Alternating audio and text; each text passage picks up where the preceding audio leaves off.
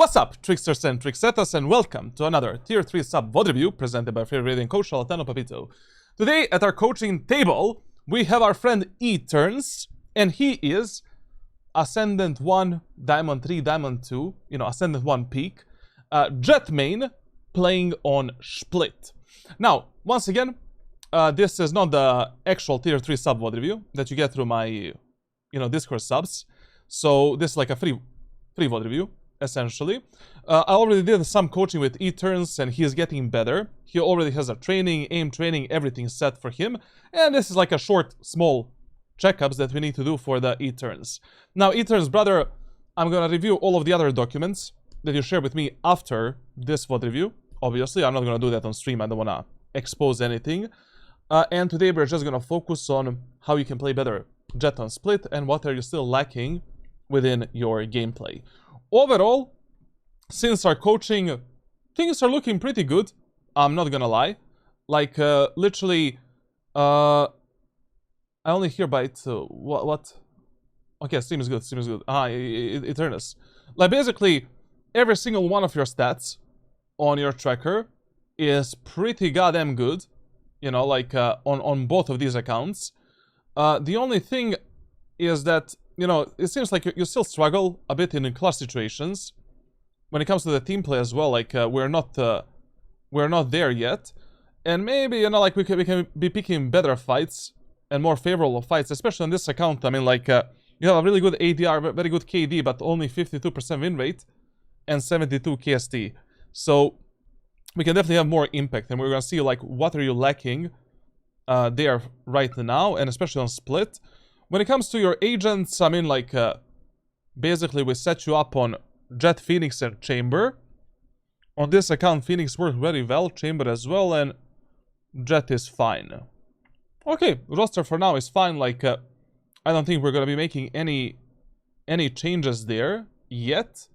Weapon versatility and loadouts getting better. All of this is pretty goddamn good. Like, your performance, like, on this account, like, just in eco rounds, you're kinda fucking around and we can do something better.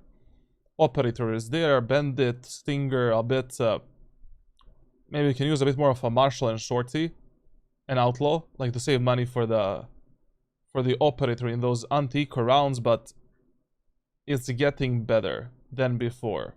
Okay, I'll review everything else myself alone later after the VOD review. Now let's focus on Split, Jett, and what you can do better on this map. Now, Split on the attacker side. So, A site, your default site, #1 priority. B site, #2 priority. But generally speaking, how you play this map heavily depends on the enemy team composition and on your team composition as well. So, in the early 4 to 6 rounds, try to tell your teammates to play together as 5 and just persuade them to do basic executes. Like a 5-man push on A, 5-man push onto A tower, taking the A tower control, 5-man push onto the B site, 1-4 split onto the B site, and just measure your PP against the enemy PP. Now, what you want to abuse early on heavily depends on the enemy team composition. So basically, on Split, when enemies have only Sage as a hardcore sentinel, like as only sentinel, you really want to avoid in early rounds sending your teammates towards the mid and B site. We really don't want to encounter the Sage wall, slow orbs, and that type of bullshit. So in the first round here, actually for the first 3 rounds in a row, we should be doing a 5-man push onto the A site, and then in a 4th round doing a fake A go B or fake B go A, because sentinel is playing in this part of the map. That Sage, 80% of rounds, 90% of rounds, she's gonna play around the mid and B site. We already know about that, and we'll have to deal with that somehow later. Now, also when it comes to the enemy team comp, they have KO. So whenever we're doing some kind of an execute, we should be doing a slow execute. So basically for first 4 or 5 seconds, we should wait to see if the KO is gonna drop an early knife, and then we send it. So what we should do in this match, if you wanna go... Shut the fuck, Jett. Shut the fuck up, Jett. So, hey guys, let's do a 5-man push on A site, but let's wait here to dodge the KO knife, and then let's go for the execute. Like, we really don't want to get tagged by the KO knife. That's gonna give enormous amount of information to the enemy team and slow down our execute quite a lot. So, let's relax and wait a bit. It's such a common play, so, you know, it is what it is. And when it comes to everything else, you know, standard shit, like, we should be, you know, tracking, like, where the Jett is playing, where the Reyna is playing, being aware of their aggressive peaks from the ramp, B main, A main, mid, and Clove is, like, whatever. Clove is probably gonna play most of her life around the mid and vents because she needs to smoke A set and B set, and she's playing a really shit controller on this map. So yeah, let's see how this is gonna go. When you're going A in the first round, okay, this is fine. We can go with a classic light shield, updraft, and smoke. Why updraft? Because they have a Sage, and, you know, if Sage decides to get a wall or buy diabolical slorbs in the first round, we can easily enter the site and take the space for our team. So that's fine, but probably Sage is not going to play ace in the first round. She's probably going to be mid anyways. So here... Wait. Is something wrong with my...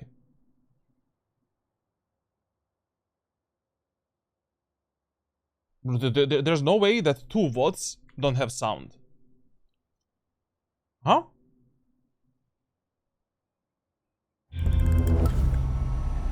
Is this a second VOD without the sound, bro? Yesterday we did a VOD review without the sound, man. Like, come on, bro. Like, what is that's my giddy lily. Okay, we're gonna hear his desk slams at least. Okay, let me higher up a music a bit, like, at least, so you guys, you know, 36 decibels. Listen, like, don't force up these fights alone. Like, there's no reason to do that whatsoever. Like, here, okay, your teammates are late a bit. Wait for them, and let's peek angles together with them. And whenever you're engaging enemies, first, through these main areas of the map, just jump spot the angle. Don't peek it. I mean, brother, you have a classic pistol. Do you really want to take this fight with a classic pistol against an enemy that has a sheriff, ghost, or a bandit? No. Our job is to execute. Our job is to move in and take the space and fight close range. So, okay, you reveal that guy up there. Wait a bit. Wait. Wait for the Omen to swing. Wait for the Sage to swing. Wait for your teammates to get ready. And then we fight together. Charlatan, can you mimic gun noises for immersion purposes? Yeah, sure, fine. Pew pew! Pew!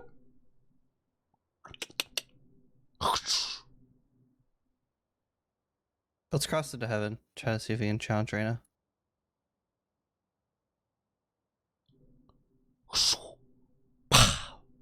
Okay, never mind. I thought he was gonna go in with a dash. Okay, listen. So here. Problem number 1 is instead of reloading here and getting a fight that you got, you missed the timing to actually fight with your teammates and play with them. Like, there was absolutely no reason for you to do this and to do this. Like, just wait. You know, you reveal the Reyna, you wait behind the cover, Omen swings, Sage swings, you swing with them, take a refrag, and go into the A site. And we lost our teammates here for literally nothing. And this idea here, to go onto the A tower, and now fight for the A tower control, it's okay. You know, it's fine, it's whatever. Like, we need to take the ramp now that you know, that enemies could have rotated, and also they blocked us off with a smoke there. And plus, we lost our only controller in the team, so executing the A set is going to be mega hard and almost impossible. Very good game decision. But here, we made another mistake. And once again, like, pay a bit more attention, especially when you're playing a duelist, on where are your most aggressive teammates behind you. Because, like, you know, your job as a duelist is, it is... Surprise, motherfucker. Thank you for the 5 gifted subs, bro. Muchas gracias, man, hermanos. Now, listen. Yes, your job is to take the space and take the fights. But you don't want to take fights alone. Like, that is diabolical. Like, whenever you want to go for some kind of a play or some kind of an execute or take somewhere the space with the Jett, flick your eyes onto the minimap and check if your teammates are close enough to you so they're ready to swing out together with you and take that space together. Like, you cannot be pushing through this smoke and your teammates are not ready to go out, for an example. But also, this push right here, You know, like, right now on the A tower, you have absolutely no idea if enemies are here, if enemies are here, top of the box left. Now, the best thing you could have done here is essentially do this. So, we reveal the enemies, take a bit more space, get up front with the enemies. Our teammates can scale out together with us, and with a classic pistol, I can actually engage the enemies and fuck them up with a triple shot, or just, you know, get in a proper fight against the enemies. Like, do you really want to push through this smoke like this, when enemies can be here, here, up on the box, left? That's a suicide. Like, even in these off-roads, such as A tower and B tower as well, if it is too risky for you to just move with your feet, use your dash ability. You know, do this, for an example. Take the space, apply a bit of positional pressure onto the enemies, and then it's going to be a lot easier for your teammates to scale out, kill the enemies from two different corners, two different angles. We unlock this angle for our allies, and then we can actually make something. Like, dying like this is kind of diabolical. I mean, like, it's just stupid. And now your teammates die as well. But okay, we kind of lost this round at the beginning. I mean, we were not ready for the execute. We missed an opportunity to fight the Reyna and to refrag our teammates. So yeah, that was really bad. Now in this round, listen, we should go A again. Why? It is far more unpredictable, number one. And just only because of that. And number two, we want to apply more pressure onto the A side, so that by the round number 4, enemies are rotating a bit faster and leaving the space a bit faster.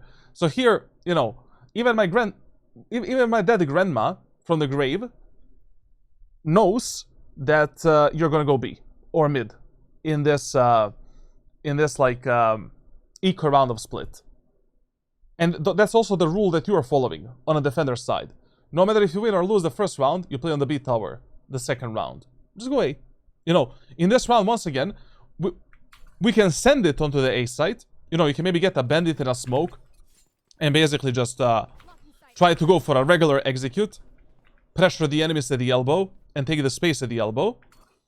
But also we can just go for a 5-man push onto the A tower and try to take the space onto the A tower with our teammates, and then from the tower, decide how we want to scale out and, you know, where we want to pivot that round.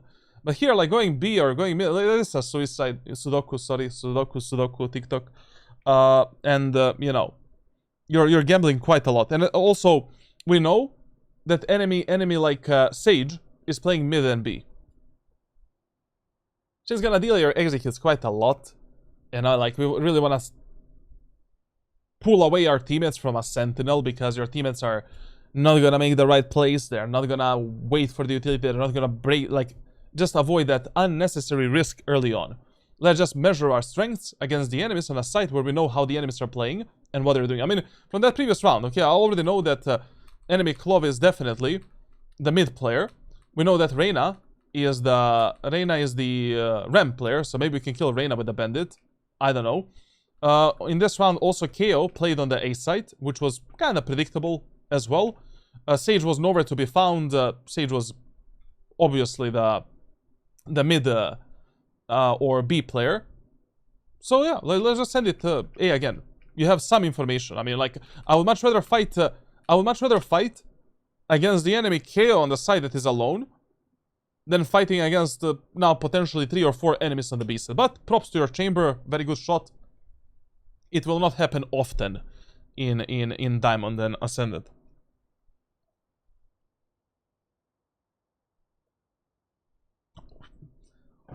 We got a bit lucky here that our chamber is actually a good player, and he is actually hitting the shots. Listen, whenever you're scaling behind the Sage wall, like, pay attention on, you know, the tower. Like, you really don't want to be exposed from the enemies that are playing here or playing on the rafters. So hug the wall a bit more and just move in like this. Especially if you already cleared the site, like, we don't want to get our head ripped off from the rafters. Once again, listen. So, your team has took a fight against the enemy Sage on the tower. Rafters. Even though you're taking this fight with your teammates, activate the dash ability. Because if that Sage locks onto you, and the fight becomes a bit more diabolical, or 2 enemies pick you, you always have an option to reset yourself and maybe just distract the enemies a bit. You know, here, okay, we're taking this fight, activate the dash ability. Now, I'm alone in this fight. This Sage hit me with one bullet. Now I can go onto the left side, unlock one more angle for my teammates, jump spot to see what's happening at the backside and rafters, and now from two different angles, we can be fighting the enemies together with our teammates, planting the spike, killing the enemies, and finishing this round, of course. Also, I love that our Omen is Bing chilling in mid.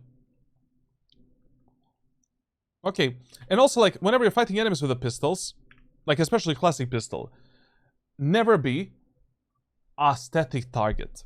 Like, with a classic pistol, even on this range, 2 shots move, 2 shots move, 2 shots move. Like, don't, you know, don't stand still and do this. Move around. Be a bit more mobile. So the enemies cannot just spray you down. Good round by your chamber, to be honest, like, but this won't happen often. Now, in this round, going on to A site is bad only because it's way too predictable if I'm playing in the enemy team. But when it comes to the enemy economy and what we did in the early rounds is good. It's okay. You know, like, generally speaking, one rule that we have on Splinter Cell is, like, whenever enemies are eco and halbei and bonus, just avoid the whole fucking map and just go for a 5-man push onto A site. Simple as that.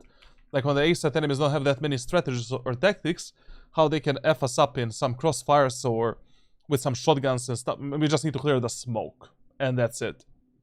And dash into side. But you can avoid that smoke by updrafting over the smoke, obviously, which we should be doing right now. Listen, whenever you're...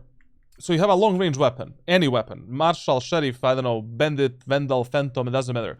Like, you're starting B, you always start by holding this angle, as tight as your reaction time allows you, or by holding this angle for the first 5 seconds, 3 seconds, 3 or 4 seconds. On the A side, we're holding this position, or this position for the first 3 seconds, and then we push forward. Like, always be ready for the enemy's aggressive peaks. We already seen in the second round, that in the first round as well, that enemies like to be aggressive, both enemy Jett and Reyna, and we need to be expecting that. And this is the easiest way to punish the enemies and just push them back. Now, why I recommend you to play here, for example, sometimes, you know, if enemies have pop flash characters, such as, I don't know, like Phoenix, Sky, KO, whatever, you know, you can easily dodge most of their flashes by playing on this angle, and just do this, bam, bam, and you're ready to fight them and kill the enemies and support your teammates. So, once again, from the previous rounds, we know that enemy KO is on the A site, and he's doing an early knife in the aim and area of the map. Whenever you're playing against the KO that is wasting his knife in the first 5 seconds of the round, just dodge the knife. Guys, let's dodge the knife. You know, dodge the knife. Let's play back, and then let's do a push. We cannot be giving enemies, you know, an early information, especially if KO players have some insane lineups where they drop the knives like on the roof, on the I don't know, like on the ceiling and on the heaven. Just dodge it. Also, the new knife skin, I didn't see it. Heaven. Listen, whenever you need to take the space first in these main areas of the map without any recon abilities, jump, spot the mother effing angles, bro. How can you swing like this with this type of a crosshair placement? Already on this angle, enemies from the ramp can kill you because of bad pathing and bad positioning. Enemies on the tower can kill you. Enemy from this off angle can kill you. Enemy from this angle can kill you. Enemy from this angle can kill you. Like, already on this spot, you're visible to 5 angles and 5 shits. Then here, no, enemies can be here, holding you with a marshal or, I don't know, like Sheriff, whatever, Bandit, and you're not ready for any of these fights. Fuck it, bro. Like, make your job easier. Like, just, if you need to go in first, jump spot all of this. Now I got info on almost every single one of these angles. Now I can scale down here, take the cover from the ramp peak, and then I decide what I want to do next. Do I want to go for the site execute? Do I want to take the ramp? Etc, etc. The worst thing that you can do when you're taking the aim and control is do this type of a peek. First, and alone. Like, this guy sees you from that off angle. You're visible from 5-6 different angles on the A side. How do you cannot expect from yourself to take a kill on so many different positions. Like, in this area of the map, you almost always scale up like this. Jump spot this, clear this position, and now from this spot you decide what you want to do next, and you're taking the cover from all of the other angles, and that's it. Heaven. Okay, we can send it here. Listen, when you're in the choke point and you're ready to do an execute, already at this moment of time, you want to have your dash ability ready. You know, as soon as you are like, okay, I want to move into the site, I want to take this fight, already here, dash ability should be ready. And like, you should not be in this position without a dash. I mean, top 3 mistakes you can make with the Jett is you die before you use your dash ability. And listen, one more thing. When you're playing Jett, you should not be willing Heaven.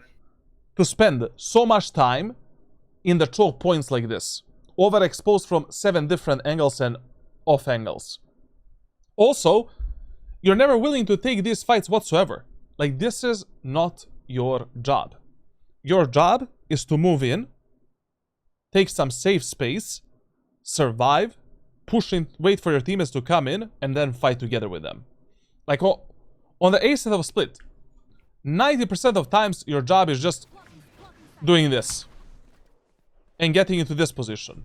And now you're waiting for your teammates to start coming out, and then you're fighting together with them for the backside control and the elbow control. Or scaling from this smoke into the elbow, taking the elbow, from the elbow applying the pressure, waiting for your teammates to start moving in so they can help you on these angles. And that's it.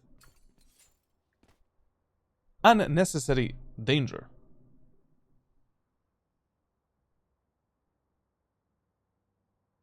I mean, we can just play chamber. We can just play chamber at this point. I mean, like, it's same shit. Like, you know, you can play ISO, Reyna. Like, listen, you have both smokes down. Okay, KO mollied you here and separated you away from your teammates. Isn't there a better moment of time for you to smoke and dash in than now?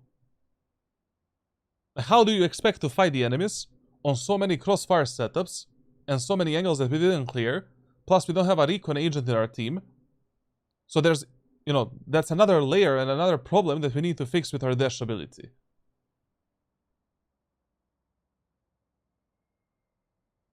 I hear, you know, you have only 2 options here. Either disengage and reset the round, because enemies are playing eco. You don't need to go in. Your teammates are late to support you. They cannot go in with you. So, okay, we can cancel this push, take the A ramp, take the A tower, and then decide what to do next. Or go in, reveal the enemies with a dash ability, and let's try to win some of these 50-50 fights against eco enemies and take the space. But this third option that you chose is probably the worst option that, you know, like, you could have taken. Like, this is once again a diabolical round to lose, but our chamber once again is pulling our ass in this match. Now listen, at some point you need to break the pattern. Like, in the first round we went A, second round B, third round A. But in this 4th round, let's go A again. You already have so much information about the enemies. KO is playing A site with 1 more teammate. Jett, Reyna. So KO and Reyna are A players. Sage and Clove playing around the mid and the B site. And they have Jett or Reyna on the B site. What the fuck can KO, Jett and Reyna do to stop your execute and push on the A site? We dodge the KO knife, send it in, dash in with the smokes, that's it. Would you rather fight 2 enemies with weak abilities on the A site, that is also much easier to be executed and easier to play the post plans, or fight potentially 3 or 4 enemies on the B site with a Sage in the team where she can just, you know, completely cuck us with a wall and slorbs? You're holding this angle here way too wide. Like here, listen. If you have a teammate holding this angle, just create a double tower setup. You know? Like, bam. You're holding like this. Your chamber is holding like this. And that's it. We're holding the same line.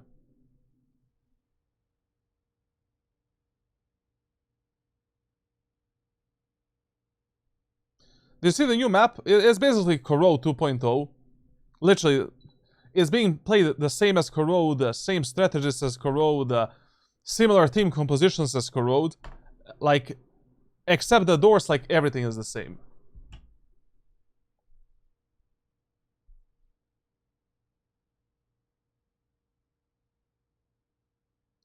Once again, you don't need to be in this type of a position on the front lines.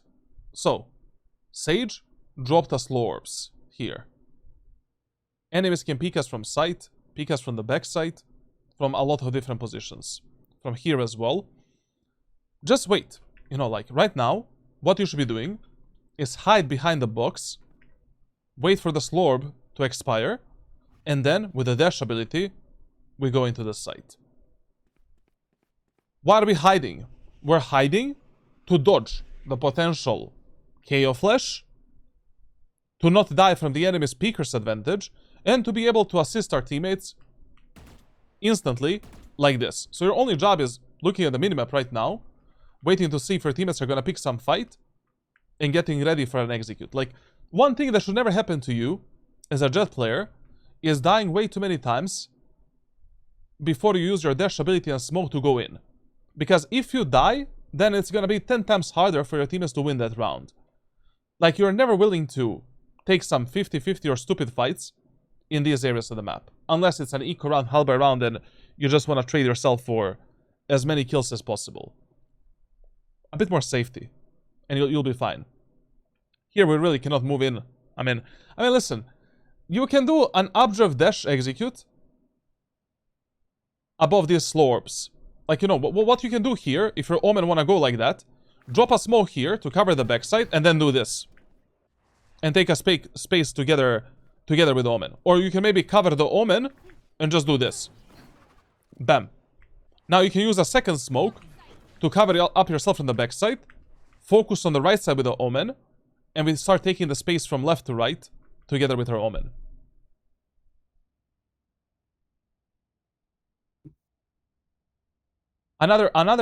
So, on the B side, you basically have like 3-4 executes. And that's it. Like, first execute. You drop a smoke here, dash into this corner. Holy shit, I flicked my like, air conditioning system. Dash into this corner. During the dash, you reveal the enemies here and here. Then, if you don't see any enemies there, we can instantly focus on taking this wall from this position using a second smoke to clear the backside, and then we move towards this position to take this space. Second execute. You use a smoke here, second smoke into that angle, do this, take the backside immediately. We unlocked 2 additional angles for our teammates, applied enormous amount of pressure, and now we are a problem for the enemy team that they need to solve. Third thing is, like, you can send it towards the enemies like this in some of the rounds just to create a bit more confusion and just take more space. Usually you want to do this like when you're playing some eco rounds, halberd rounds, like, I don't know, like enemies are playing at the backside, you have a Stinger, Bucky, Judge, Shorty, Bandit, you want to send it into the enemy's face and trade yourself for some kills and create a bit more chaos that enemies need to work with. Okay, that's fine. But dashing here like this and then waiting for the smoke to expire, being exposed from that angle and from the backside as well, that's a Sudoku. Chill a bit, wait, you know, relax it. You dash into this position, relax, use a second smoke so you can scale out towards the backside, clear the backside, and now we fight. Once again, like, there's no reason for you. Eterns is in the stream. Come here. Come here, bro, like. Come here, look at the shit that you're doing. Like, what is this, bro? We talked about all of this. So, here, you end up in this position. Your teammates are miles away from you. Relax, just wait a bit. Or use a second smoke as a cover to take the backside control, and then wait for your teammates to start picking the fights and pick the fights together with them. You cannot be so separated from your Sage, Reyna, and Chamber, taking this type of a solo fight in a 4v4. Okay, we're alive again. Hey, I heal. Thanks. Why not object onto a box? That's also okay execute. Like, I mean, Eterns has access to the playbook. Surprise, motherfucker. I literally explained every single execute on every single map in the playbook. Like, I was just, you know, I'm just showcasing that he has better options than what he did right now. Yo, thank you for the gift sub. Do not lucky. Do your lucky.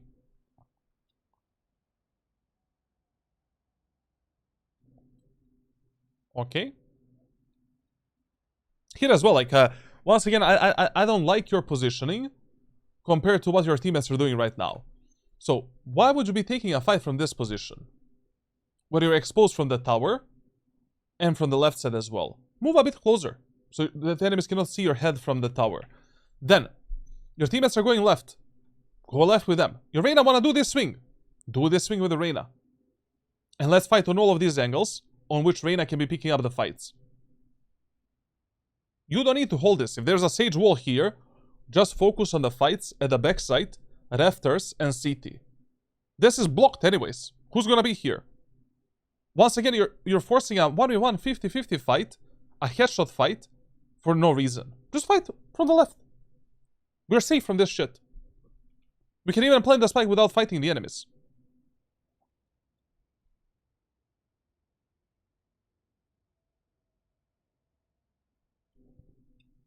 Okay, now, how do we take this fight?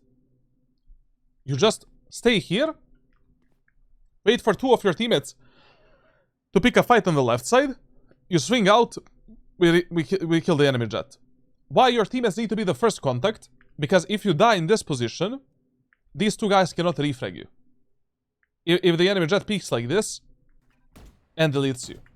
Surprise, motherfucker. Yo, do not like it, thank you for 14 mother effing gifted subs, bro. Muchas gracias, man. My guy is living a high life, man. High life. So, basically,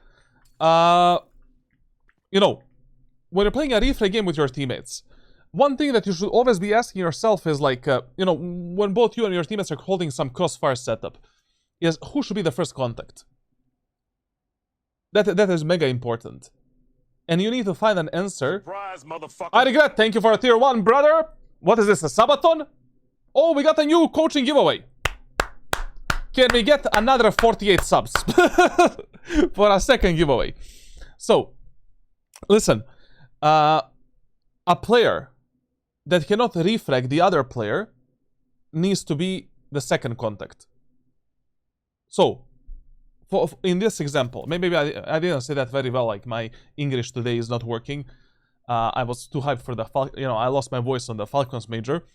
Now, here, relax, chill, wait for the Reyna and Sage to take a contact with the enemy Jett. Bam! We win this round no matter what. Triple peek, triple fight. Easy. Just hide. Hide. Hide and seek. You see, like, the only thing that you should have been ready for in this round is just playing here, keeping your location a secret. Sage and Reyna pick a fight. Bam. Let's take it immediately. Or, since the wall broke right here, just get into this position, wait for the Sage and Reyna to pick a fight with the enemy Jett. Jett is dead. That's it. W gifts. Same shit. Like, you're forcing way too many of these 50-50s. Like, relax, bro. We have two teammates with ourselves. What you can be doing right here is just, you know, play around this angle. Go for a jump spot. Aha, enemy Jett is there. Reina, let's swing together. 3, 2, 1. Bam.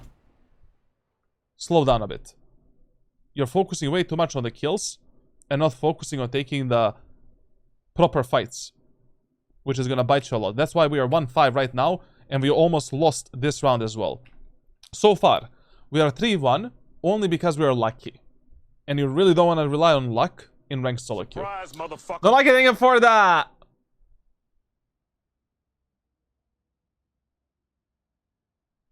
Yo.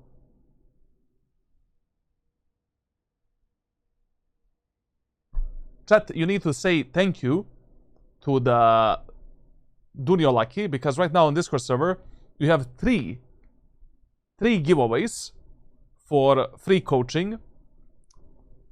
And yeah, we have an Elon Musk in our chat today. Like, thank you a lot, man. Thank you a lot, bro. Ranked players are so undisciplined. It's not even discipline, you know, like just you need to pay more attention on like fighting in an easier way. Like, you don't want to take hard fights. You know what is a hard fight? Hard fight is a fight where like you are forcing a 50-50 like this. That's a hard fight. Brother, in a 3v1, like, you can just stay here, peek together with a Reina, take an easy kill, live a happy life, save the weapon for the next round, save the economy, and that's it. Doing your lucky, man, like lucky brother. Thank you a lot, man. Means a lot, means a lot. Also, literally, like, we have 3 giveaways now for coaching, and I don't like that. That's more work, more free work for me. And I already have work. Now, once again, we're at the point where enemies are playing an eco halbye round. On split, if enemies are eco and halbye, don't touch this area of the map whatsoever. Like, at least you don't need this shit. Do a 5-man push onto the A site. Do a 5-man push onto the B site if enemies have a bad composition to defend the B site. And that's it. Why are we complicating? Like, why are we sending our teammates into a death sentence where they can die from the shotguns, from the classic pistol triple shot, from a bandit, from, I mean, so many different things.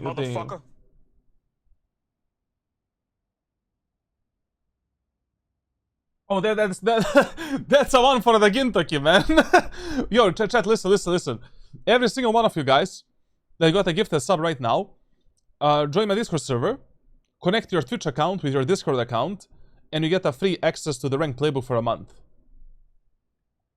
Once again, thanks to Dunio Lucky.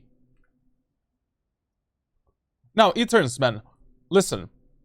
Whenever you see a sage wall being placed, instantly pre-aim the peak on top of the wall. Like, if you have teammates with yourself that are already capable of destroying this sage wall and opening this pathing a bit, your job is making sure that nobody dies from a cheeky breaky peak of the sage on top of this wall right here. So we should be placing our crosshair on this position. Your teammates are destroying the wall, and then we go in. Okay? Also, listen, whenever you want to pass through the sage wall, always try to destroy 2 blocks of the wall. Always 2. Why? To open up the choke point a bit. Do you really want to get into this meat grinder right here? I mean, enemies can be behind the wall on the right side, on the left side, on top of the wall, but destroy the whole wall. If you have time for that. Destroy the whole wall. Like, enemies now have so many additional angles and corners where they can play that you need to think about as you're moving through this area of the map.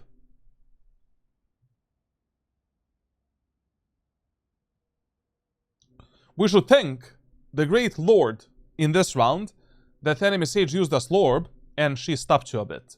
So you can slow down and actually pay attention on what your teammates are doing and where they are at that moment of time. How can you participate in the Discord server giveaway? You go to my Discord server. Just a second. I'm going to show you right now. I'm going to make 2 more giveaways after the stream. Right now, you have only one from the previous, like, 50 Twitch subs that we got. Just a second, bro. Just a second. Let me find it. So you go on a Discord server, and you go to the text channel called Giveaway Raffles, and you click this participate button, and that's it. There's gonna be 2 more right here.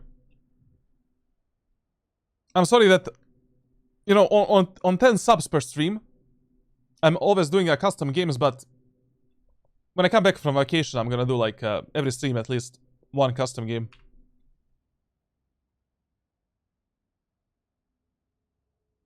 Now, once again, we are not playing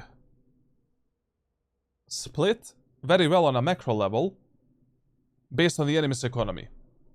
Like, once again, like, sending your teammates into this meat grinder on mid. Surprise, motherfucker.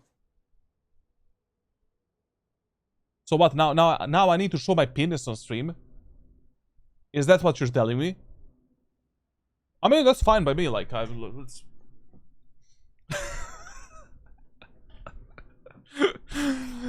Okay.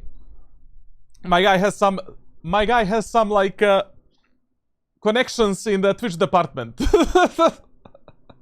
So what is that? Is that three giveaways?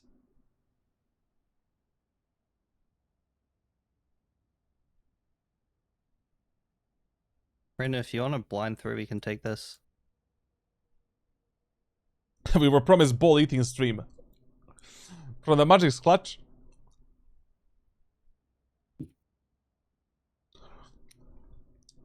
Okay, listen. So,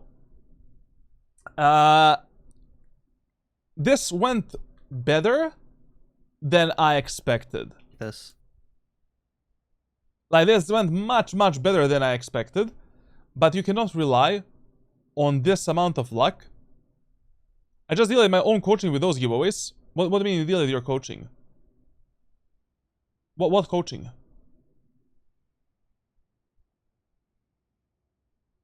What are you on Discord? Brother just wants you to work. Yeah, like, he was like, you know.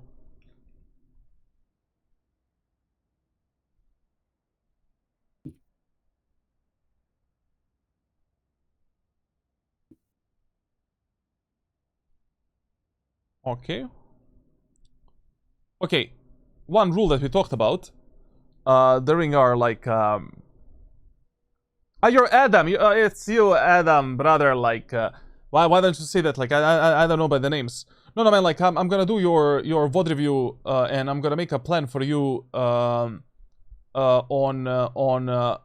next Friday. I'm gonna do it before my vacation, 100%, because I'm not gonna be here for 11 days, and we need to do it before then. We need to set you onto some kind of a training immediately and get you back in the game. Don't worry. Now listen, one rule that we talked about during our coaching. So, you take a bomb site to run off-road. In this example, that is the B tower. Number one thing that you focus yourself on is clearing the main area of that part of the map.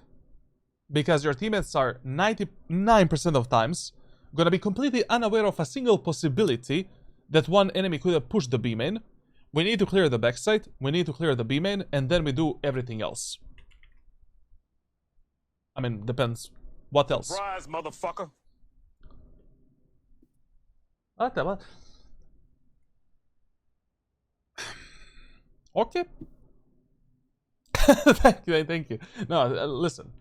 Thank you a lot, really. I really appreciate you, man. And I really love that our friend you see, you gift 54 subs, and our friend Eterns actually does a right play. That's a magic of subs, chat. You know? If you want to get better at Valorant, you just gift me the subs and that's it. Show Battle now turn. Eterns, when we were doing private coaching, You never asked me those sexual questions. I mean, if you wanted to have a webcam show with me, you could have done it. We had 4 sessions, bro. Like, you missed your time. You missed your opportunity, bro. Like, now I need to do it for Adam in private, you know? That's how life works. Take the shirt off, show your boob. Jett, I really didn't know you're that gay. I mean, I had some suspicions onto you. Especially Aman, if Aman is in the chat right now. But, Gintoki, brother. Dang, it looks like I have to book 5 more. Opinion on a new map, Corel 2.0. Making a guide tomorrow. Wait, I didn't count. How many giveaways is that, bro? So I need to do what? I need to do 4 more giveaways. Amazing. This is better than a gifted sub to Pokimane. No, Adam is definitely getting my penis picture tonight. Don't worry. Not in a 4. Good ending of the round. Like, really, you know, we have no problems here. Like, this was pretty fine Z. Maybe we don't need to force this fight, but I mean, we played with the Sage, so it was good, and the ending was nice. So I just don't like that, you know, this match right here is one of those games where you're making the bad plays, but it's working, and you're like, you know, you're not really aware that all of this is kind of shit and way too risky. And it's working because Arena and Chamber are hitting some insane shots and enemies are shit. But you really, like, you know, like, what you really don't want to rely on in ranked solo queue. You never want to rely on a fact that enemies are going to be mad, that enemies are going to be bad, and that enemies are going to be making the mistakes. Like, you don't want to rely on a slim chance that enemies are shit, and that enemies are going to play bad. Like, that's kind of like the same mentality you have when you play chess, for an example. You don't play chess by you don't go in a game of chess by like, okay, this guy is shit, he's going to make a lot of blunders, and I'm going to win that game. No. Here, for an example, like, once again, I think that this match would be far more simple if we abuse the A site and A tower a bit more. Because we already know exactly how enemies are playing and how they're positioning. And since, you know, we don't even need the mid control to kill the enemies, I mean, you know, we don't need to open this part of the map, we don't need to destroy the Sage wall, enemies are really bad in this match. We can try, you know, basic executes, basic strategies, and that's it. Ball right. Ball right, bro. I need you to pre-aim that wall faster. Like, whenever Sage is placing the wall, be ready for that grim fast peek. I mean, it's not even grim peek, it's just it's a really dumb peek and a really bad peek when you do it solo. But be ready for it with a crosshair placement. Damn, son, where'd you find this? Do Twitch subs count to your nagor? I wanna know if I contributed towards something, Romar. You contributed to like 4 giveaways for free coaching. That's enough for this community, man. And you gave like 200 playbooks, free playbooks to 200 players. Now, 200 players have a chance to actually get better at Valorant. You know? So maybe you get a player that actually improves himself in a game. But the NA goal is only for Discord subs. And there's no way to gift a Discord sub right now because, you know, I'm doing it through coffee, basically.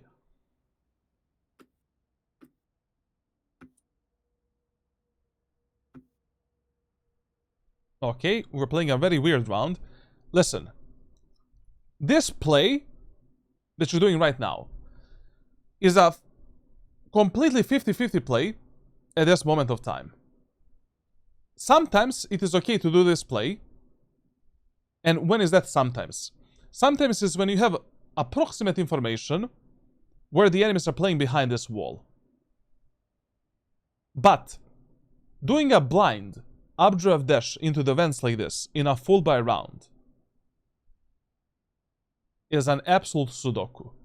Right now, yes, you can maybe get a kill. Maybe not. Enemies can be left, enemies can be right, behind the sage wall, on top of the tower, crossfire setup from the vents. Your teammates cannot support you. Right now, this play is shit. And once again, if it works, it only works because enemies are once again dumb. So here, this Reyna should have ripped your head apart. So what is the right play in this round? Okay, we're playing a bit of a default. You know, like, we have one teammate in the B-main, one teammate in the A-main, 3 players on mid. Destroy 2 blocks of the sage wall, bam bam. Open this part of the map, apply the pressure. So that your teammates in the A-main and B-main can maybe work up the map a bit. You know, the whole point of this default is to apply a lot of pressure in the mid, try to pick some fights in mid, and give more freedom to our players in B-main and A-main to pick the right timings to surprise the enemies, take space, and take potential kills. Very good that you're playing mid with a spike and with 2 teammates. You always want to do this. You know, especially because, you know, we don't know, enemies are playing started playing kind of passively because they lost like 4 rounds in a row. But doing this type of a solo play without any previous information, where are the enemies in this area of the map? It's just a complete Surprise, Sudoku. motherfucker. What is that, bro? Is that a 42 gifted subs, bro? Man, brother. But I swear to God, the last 4 days are the best days of my, like, one of the best days of this month for me. Falcons won the major. I don't support the Falcons organization, just the Falcon players. Then one more match happened where someone got a win. I cannot tell you what match happened, and I was super happy about that. Then there was one more thing that happened, I don't know exactly what. And also, believe it or not, do not lucky, brother. Actually, tomorrow is my birthday. Tomorrow is actually my birthday, so like, thank you a lot. Thank you a lot for the present. Actually, Elon Musk. Let's go vent A. Is this Hold Dead in the background? Probably. Yeah, everywhere I go. The reason why I don't want to play like this, those early rounds on split. Okay, so I'm gonna repeat this one more time because I have to. Like, why is it the best idea in the first, like, 4 to 6 rounds to play? What did I do with my pen, bro? Why is it like this? Okay, now it's good. So the best idea in the first, like, why is it the best idea in the first 4 to 6 rounds to organize your teammates to play together as 5 and to do the basic good executes and strategies on that specific map based on the playbook and stats? It is the best idea because you can always control the fights that your teammates are picking. You're never relying on luck to actually win the rounds, and you're never relying on a fact like that your teammates are better than the enemies, because you don't know that. Like, here we kind of complicated these early rounds quite a lot, but based on information that we got about the enemies, like, you know, there was no reason to do this. Like, this is the first round where we got bit by making this type of a wrong macro play.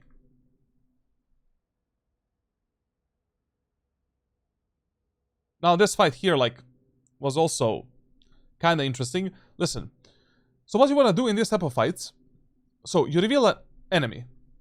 There. You go behind the cover. How do we engage that enemy for a second fight?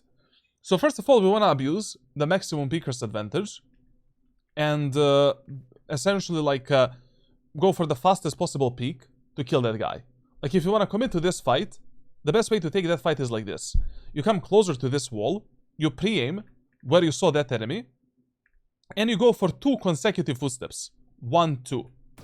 And now take a shot. Or from the wall, you make 1 footstep. 1, 2. Bam. We take a kill.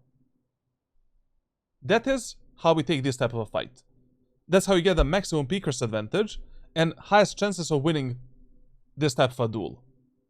If you peek from the further wall, like this, and you only make 1 footstep, I mean, You just need to hit the first shot, like, no matter what, and that's it. And you don't have that much of an advantage. Dooley, brother, like, next Saturday or next Sunday, or like, when I come back from Monte Gagro, bro, we're gonna be celebrating. Like, so you are invited. I'll tell you exactly if you're here. I'm just joining the... What segment is this? This is the segment where I'm showing my penis on stream for the gifted subs. You can also tune in, bro, because you don't have a sub, I see. The best segment. That's why you're here. We weren't holding it. Okay, judge play. I mean, like, listen. I like the idea here. I'm not gonna lie. Like, I mean, enemies are always playing behind the sage wall, and maybe we can get a pick. Plus, we have the ultimate to combine this judge with.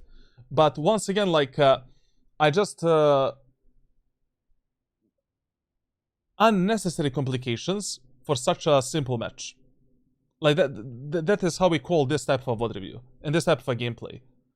The enemies are mega bad. We notice that their teammates are better, especially Chamber and Rain are shitting onto these guys. We have a pretty decent compositions to do the executes. Yes, we don't have a recon agent, but we don't need him because we know exactly how enemies are playing on A and A tower. No reason to complicate. But okay, let's see how this is gonna go. Like, also, what... Surprise, motherfucker. I'm telling you guys.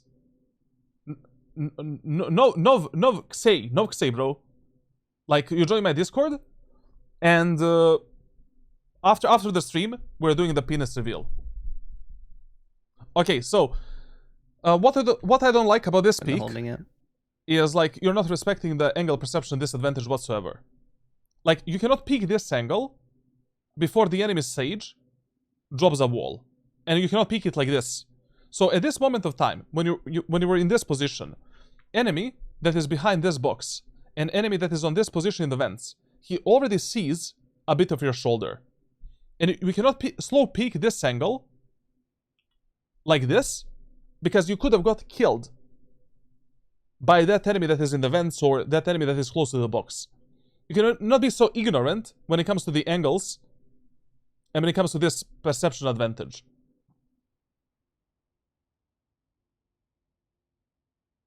You should probably put a note somewhere that when you join Discord, you get benefits from Twitch subs, as 200 people now have a sub out of nowhere. Brother, like, you know, there in every single channel about the playbook, and on my stream, I have notes that if you're a Twitch sub and you connect your Discord with a Twitch sub, you can get the playbook. But sure, like, I'm gonna make an announcement, like, whatever. Man, I processed it a few days after I mostly focused on the tasks in the playlist that I'm bad at. What? LMAO. How long does 30 minutes a day aim training take before you see improvement? Listen, mechanical improvement is different. Is different, like, from player to player. You know? Like, some players improve, I don't know, like, in a few weeks. Some players might see an improvement in a few months, essentially. But, you know, usually, on average, listen, if you're doing some kind of an aim training, and you don't see improvements for more than 3 weeks, you don't see at least 10% of an improvement in your mechanics, we're doing something really wrong. We're either doing the aim training wrong, we're taking the aim training wrong, or we're just doing a bad routine for us at that moment of time. And it also depends on your skill level. I mean, as a Radiant player, like, or Immortal player, you cannot really improve by 10% in just 3 weeks. You're already on a level where, you know, we're looking at some marginal improvements in your aim. But 3 weeks, you know, like, in 3 weeks, if you don't see any improvements, like, we're doing something wrong. So how do we pick this angle? If you want to take this fight with the ultimate, you always hug this wall right here, and you jiggle, jiggle. So we are pre-aiming this spot, pre-aiming this spot, then we come closer, then we jiggle this corner, and then we go out. That's how we clear this area of the map alone. Like, we're ready for this fight, this fight, this fight, then come closer, swing out, and that's it. And of course, like, when you're mid alone, always be ready for a potential enemy playing here and here. So, pull yourself away, check that angle, check this angle, and then do whatever you want to do.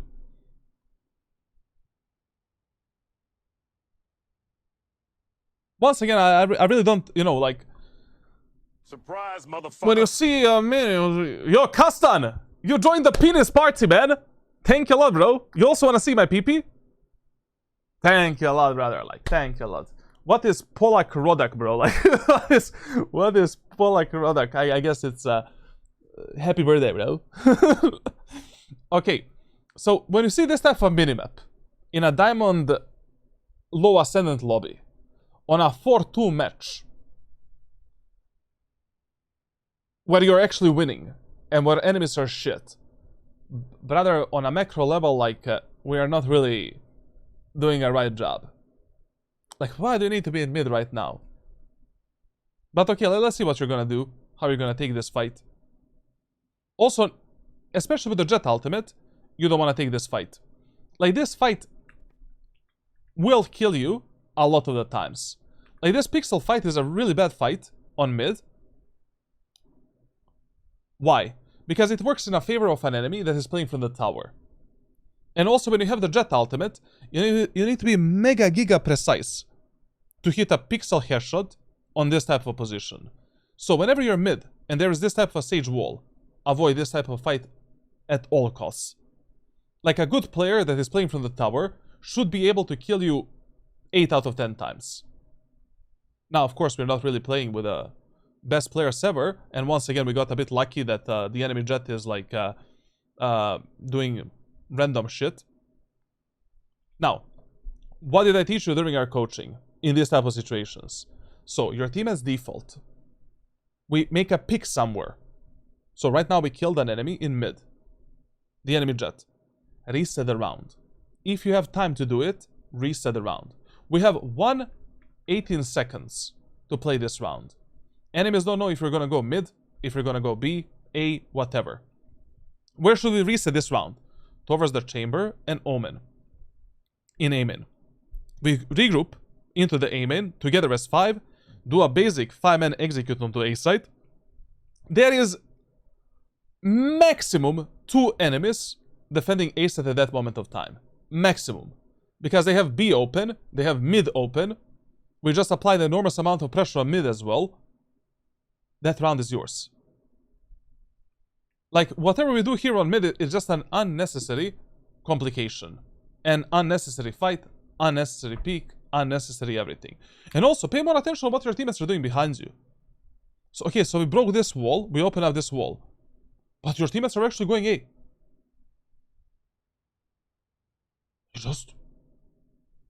You don't need to fight anymore. Your job is done. You got a numbers advantage, you got a pick. Where are we going? Heaven. And now you rely on your random solo queue teammates to win this round for you. And only God knows who's gonna win this round, and they're not gonna win it. Like, these are the type of deaths and fights that you just have to avoid. Like, in 7 rounds, you died 7 times. That should be impossible. And 4 out of 7 rounds you won. Like, you were not able to close out any of these rounds yourself.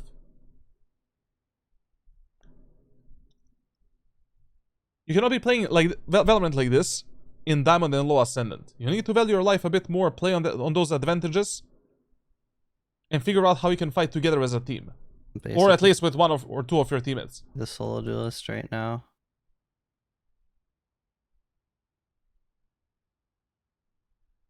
Listen, if your team, once again, if your team is destroying a sage wall, pay attention on the peak from the wall.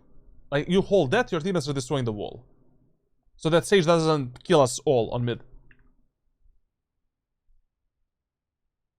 You see, like, as soon as you started complicating this match, as soon as we started pressuring mid for no reason, we started losing this game. This play, you know, this type of a default, like 1-3-1 and then destroying the sage wall, taking the mid control, that's good, that's okay. But it's okay in the matches where you just lost the first 4 rounds. Enemies have an amazing defender side, amazing composition to defend and stop your executes and pushes, and nothing else is working.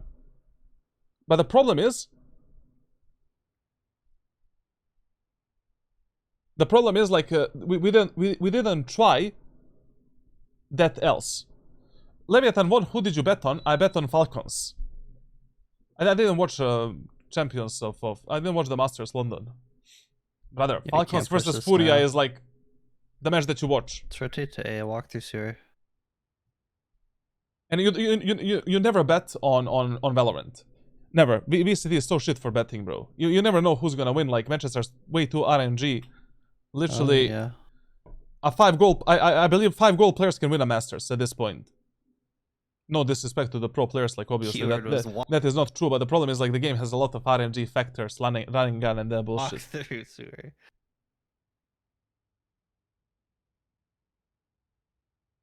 Okay. Once again, like, when you're going in first, option number 1, if you're making a sound, always jump spot the angles, and that's it. If you're playing on contact, and you need to shift up, methodical angle clearing, take it one step at a time. If you already have time to do that, and we don't need to speed up the process. Let's jiggle pick this corner, bam. Let's clear this angle. Then let's clear this position. Then from this spot, let's clear this, rafters, this, now. This spot, and now. How do we move here? We don't move like this. While being exposed from this off angle on the ramp. We move in like this. Checking this position. Now. Clearing, I mean, it depends if you want to send it on A set right now, I don't know. Or we're going tower. Okay, here we should just end it. And even here you should do the execute. You know, like if you really don't know where are the enemies are playing, and if there's any enemies on the bomb site, don't go through the choke point with your dash ability. Dash in, reveal the enemies on the left side, on the right side, get into this position, wait for your teammates to start scaling out. So this is you. You know, you sit here, you watch the tower, you are, you know, very happy guy with a gun, and basically like you're waiting for your teammates to scale out, and now with your teammates you're picking the fights at the backside and in the elbow. Your job is to apply the pressure and take and unlock 1 or 2 more additional angles for your teammates. Yeah.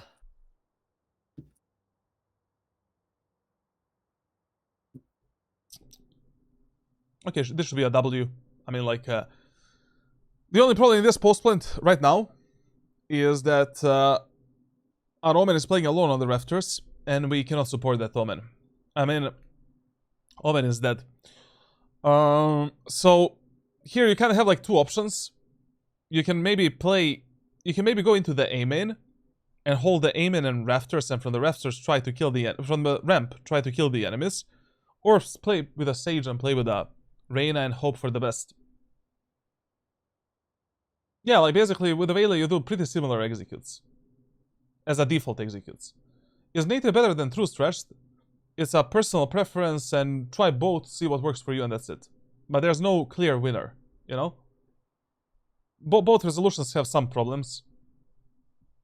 I mean, some perks and some problems. Okay, here we say, thank you, Lord, you know, for saving our Omen and for making Omen a good player.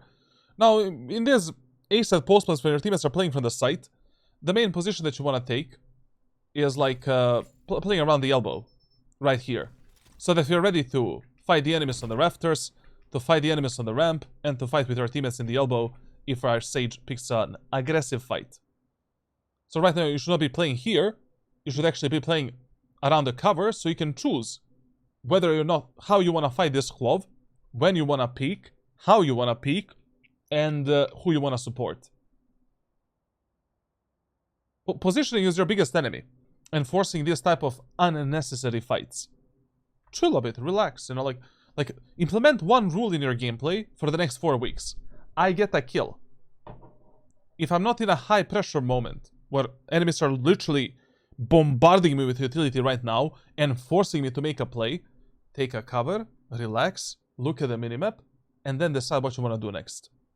Ask yourself, where are your teammates? Can you fight with one of your teammates? If the answer is no, okay, pick a fight alone or do whatever the fuck you think is a good idea. But there's absolutely no reason from you in a 3v2 situation like this, where your Reyna is fully stuck in this corner. Like, your Reyna is forced to take a fight. Your Reyna cannot get away from this fight.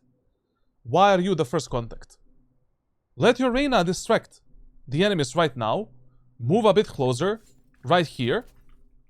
And then Reyna takes a fight, bam. We swing out, take 3 kills, crossfire, refrag, all of that stuff.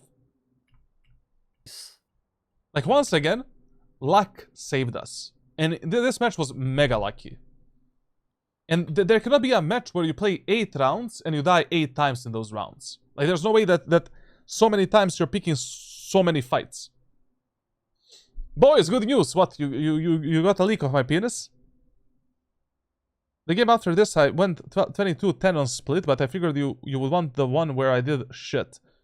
It's okay, I mean, like, if this is happening in your future matches, it's good to know, you know? Is Deadlock mainly focused on PvP? Yes. Leviathan's Neon was the MVP. He made them win so many rounds. They're calling him Valos Messi. You know what's the problem with Leviathan? I think they're gonna have the same fate as EG with a Demon 1. I think like this is just a one-off. And the next Masters, they're gonna shit the bed. I mean, on the champions, sorry. I don't know, like, that's... like, the team feels like that. But I hope I'm wrong. You know, to be honest, like, I really didn't have any favorites in that match, like. I mean, I would love if PRX won it, because they always choke in the finals. But Leviathan is also... They deserved it, absolutely.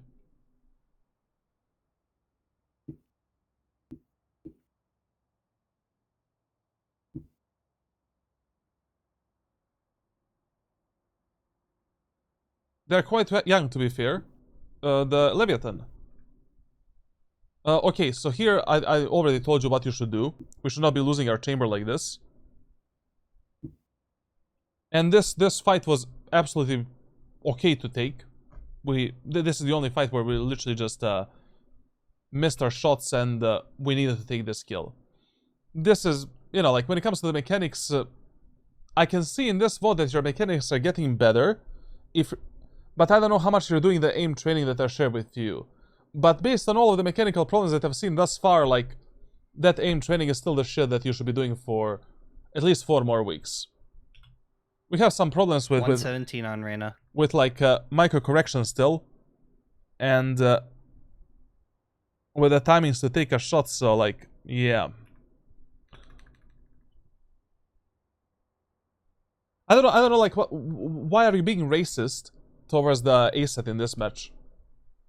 Like, you really need to be thinking a bit more and a bit harder where to send your team in ranked solo queue. You know, like, keep in mind that most ranked players are pretty lost on a macro level. You know, they're usually waiting for someone to give some kind of a call and to make that move. Especially in North America. I've noticed that that is a quite common occurrence. And here, like, I really don't know why are we hitting a harder site so many times in this match.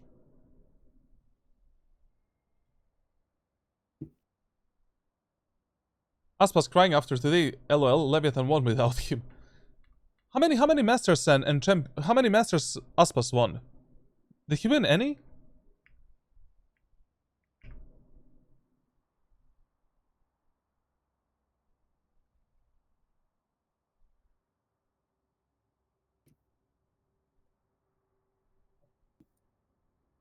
Now, in this round, the only good thing about this round is, you know, maybe it's gonna be unpredictable for the enemies that we go B set again after like such a horrible push in the previous round. Or once again, we can rely. Surprise, motherfucker. Nat is taken, bro. Thank you, thank you. You also want to see my penis. Thank you, thank you, thank you. Gracias, bro. Gracias.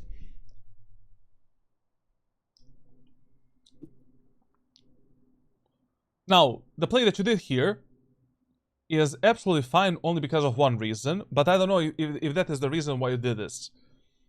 So the reason is like enemies usually had only one player defending B site, two players defending tower and mid, and two players defending A site. So here, this decision to dash in, take space and take the info was actually okay. Aspas won the Champions 2020. Okay. But that's a big achievement. Now listen. If I see you one more time in the clip reviews or any future VOD reviews, dash in with a Jett without using your ability to reveal the enemies left and right, I'm gonna cut off your right hand. So, you dash in here, you reveal the enemies with a dash ability, left and right, and now from this position, we can use our smoke, bam, take this space, jump up here, and now with the op, the striking begins. When you're scaling like this with a Jett, where you're overexposed from so many different angles, use your smokes to cover yourself up. You know, why not? Better than being exposed from 5 different angles and you need to make some insane flicks with the op. And also here, like, you know, maybe if you flicked right, you would have seen this enemy Jett that is down. I mean, I don't know if she was there to begin with. When it comes to these mechanical problems, like, as I said, like, all of this is what you're... It's okay that you're taking these fights. You should be... We needed to kill that Sage. We needed to kill this Jett. This was also an easy target. But all of these mechanical problems are something that you're still working on through the through the aim training that I share with you. And I know that you sent an absolutely dogshit VOD for a review where you performed the worst. So, you know, we can actually talk about some of the problems. Is 800 DPI 0.25 too low sense for Jett? It's okay. It's fine. Not that bad. Of course, man, it wasn't nice watching the major with you earlier. Assuming you're the same Adam.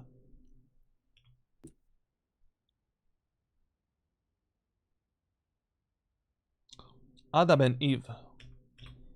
Okay, let me tell you something more.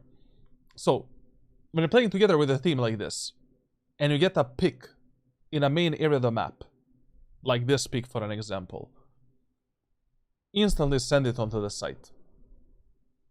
Brother, there is no way that 5 enemies are playing A set right now. You got a pick onto an enemy in the A main area of the map.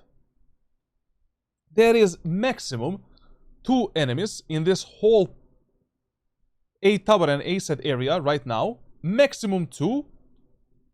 And there is maximum 1 guy more on the A side. So you get a pick like this, send it. It's a little hard to look left and right sometimes, but maybe that gets better with time. You need to move your whole arm. Like, you need to have a lot of space on your desk with that sensitivity, and you just need to force yourself to do the backhand and forehand with your mouse. It is possible. I played on that sense like in 2023. I mean, I was able to flick left and right with Jett even on Demon 1 sensitivity. But of course, with I was using literally my whole mousepad to do that.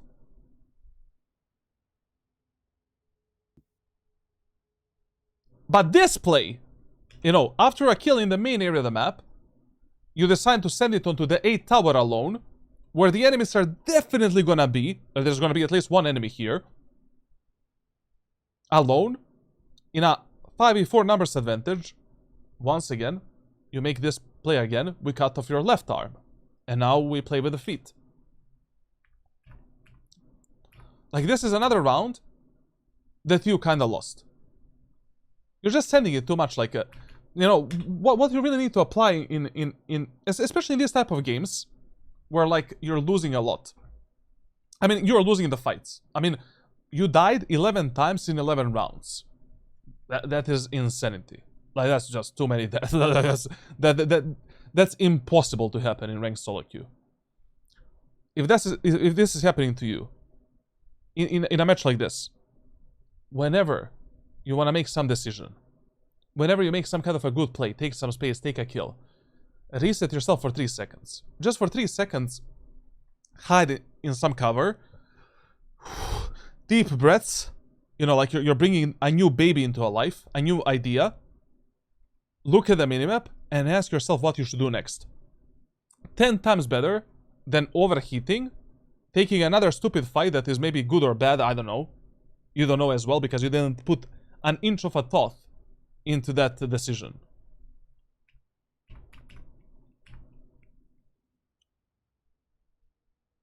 And the absolute worst thing that you can do as a player that is not even close to Radiant or Immortal 3 is purely playing Valorant based on your cock and intuition and balls. Like, always try to play based on some information, based on some rules, based on some structure, because that's the only way how you can keep like 55 to 60% win rate in ranked solo queue. Here, I don't know how many times we're gonna be hit by a KO knife. Thankfully, KO is not playing A set right now. Okay, he's playing A, but he delayed it this time. This play right here, like, you only do in 2 case scenarios. 3 case scenarios as a Jett player. So the first case scenario, when this execute is actually good, is you're splitting, you want to push the A tower. So the call is, hey guys, let's take the ramp and let's take the A tower. Because then, you know, we can take this smoke and the rafters and basically, you know, like pinch the enemies from 2 different positions and take the A tower control. Second time, when this play is good and okay, Miguel Jackson with another 6 subs, bro. Thank you a lot, man. Muchas gracias. Another, yeah, do not lucky, man. Like, there's one thing I forgot about. I think if you gift 5 subs, I get 1 more sub for free from the fucking Valorant. You could have gifted like 5 subs 20 times. Now listen, or is it for every 5? Like, I don't know.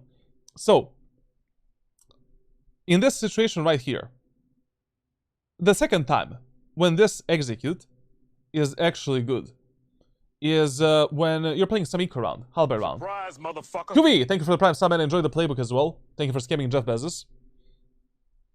So like when you do this, when you're playing some eco round, halberd round, like bandit, I don't know, like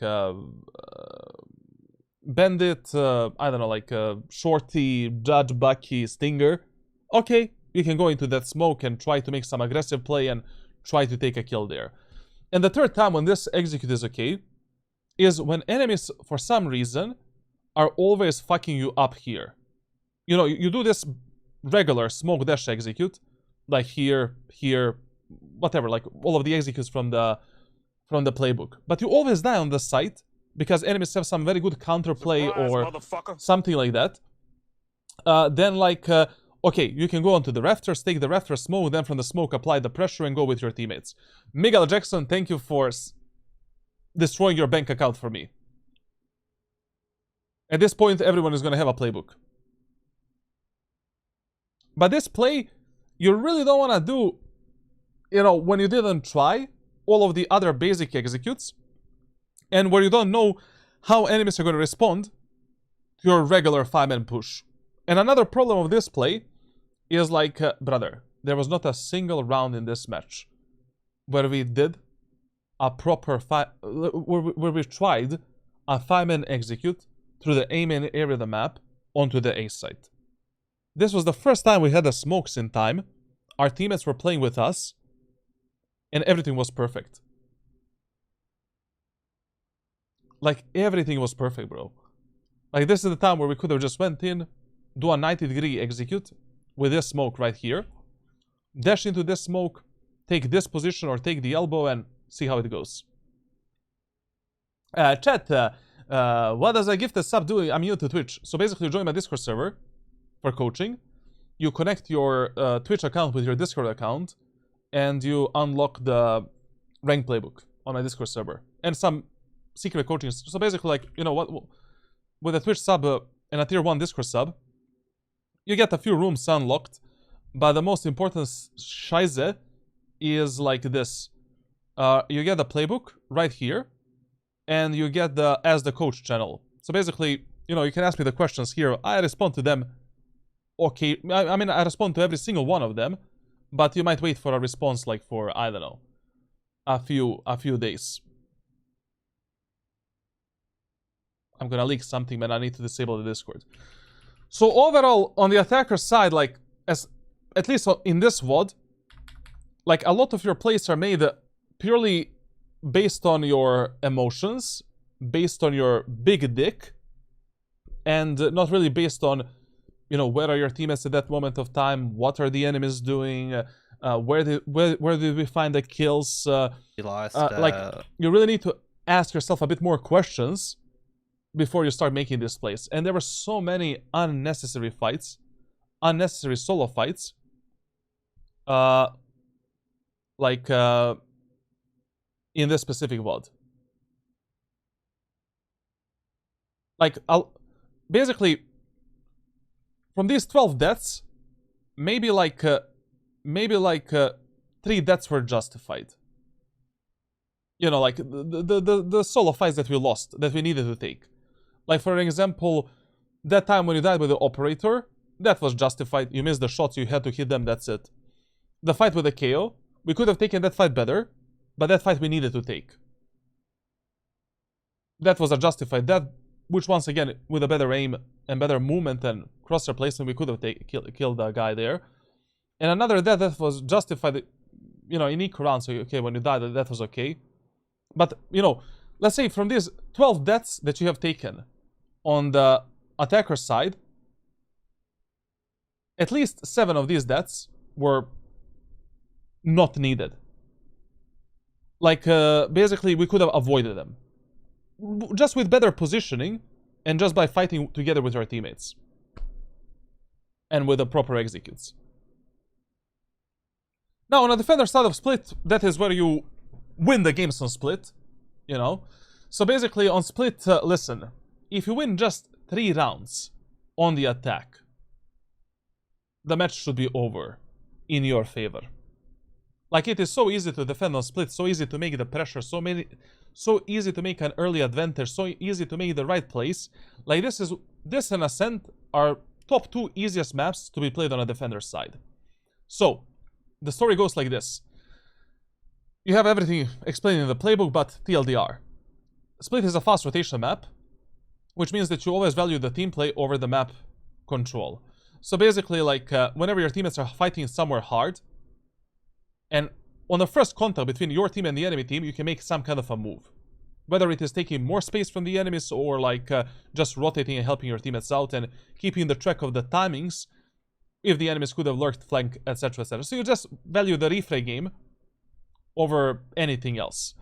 Now, on this map, you're never willing to die alone trying to defend A site and B site. In the full buy rounds and in the pistol rounds.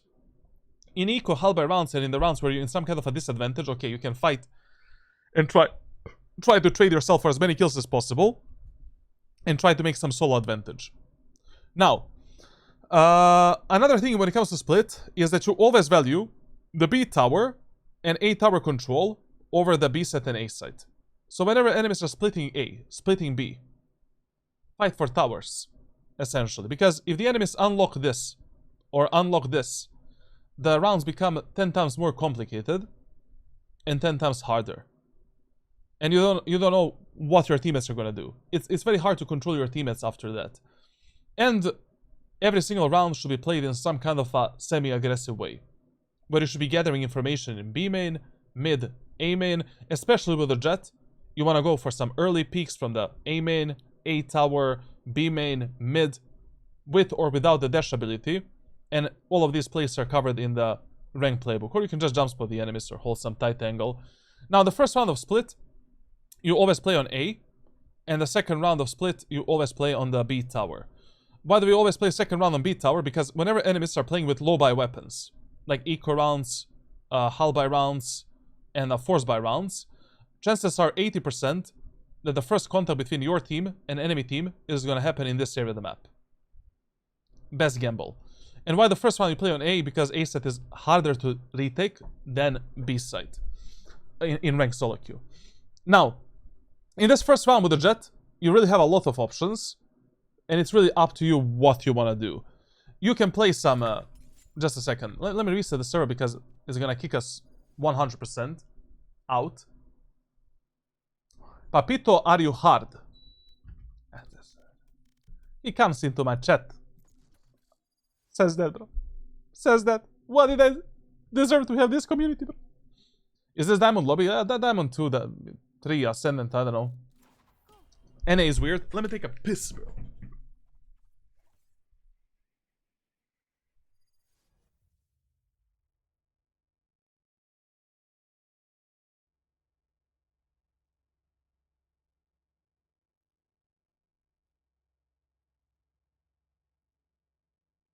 I would make fun of their dumb faces, but they're us. We look stupid.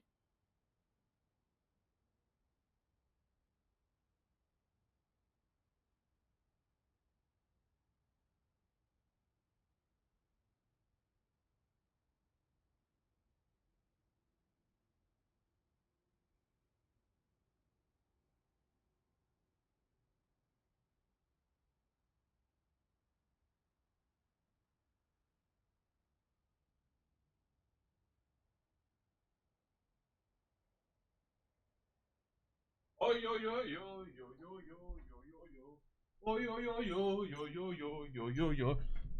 Brother, I was holding this monster white inside of me for a very long time.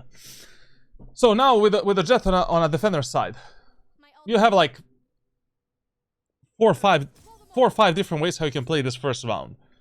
Like, you can get a bandit, get a smoke, or get a ghost with a smoke, hold this angle, try to get the first pick. Then from this position, try to get a second pick. Then, with a dash ability, you can try catching the enemies there as they're scaling out, then going for an aggro pick and resetting yourself. You can play a ghost shorty or a classic light shorty strategy right here, like basically baiting the enemies to come towards you. Tell your controller to give you a smoke here, and then with a shorty try to fuck up the enemies and kill them as they're moving in, and then reset yourself. You can also play from the ramp, peeking the enemies with a bandit or with a ghost. If enemies have a team composition that is really good at taking the ramp, breach, raise, you know, sky, Jett, stuff like that, you can also hide behind this angle, dodge the enemy's utility, and then ba-bam, and then dash away. Really up to you. 6 rounds in a row, except for one in the middle there. The channel has a VIP on Twitch. I don't have that. I mean, like, it's a pointless role, no? So you were hard. Huh. What do you think about the new map? Corrode 2.0. It's literally Corrode. Played in the same way, same pacing, same everything. There's just a gimmick of the doors and that's it. It's gonna be also the similar team comps, almost the same. Identical, bro, like. Is this a VOD or is it me? It's me. It's me. Is Bandit gonna be OP next act? I mean, Bandit is already overpowered. Bandit is already fucking good. Just people are not using it enough. Bandit is right now, like, the amount of times I clutched a bullshit round because of a Bandit, too many times. I could never do that with a Ghost or Sheriff.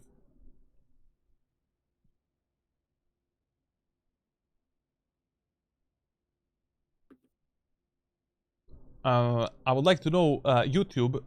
So I cannot play Valorant. I cannot watch YouTube videos. Internet service provider. What can I do? At least we can stream. Huh? At least Steam is working. Okay, let's lower down the settings. Okay, sorry. Let's put it on automatic. You find the resolution for me. Sorry. My bad, you're right. I think people aren't used to the recoil resetting since it's awkward at first, but it's very easy to learn. And I oh, look at this. But yeah, thank you very much. I guess as long as I see the pixels.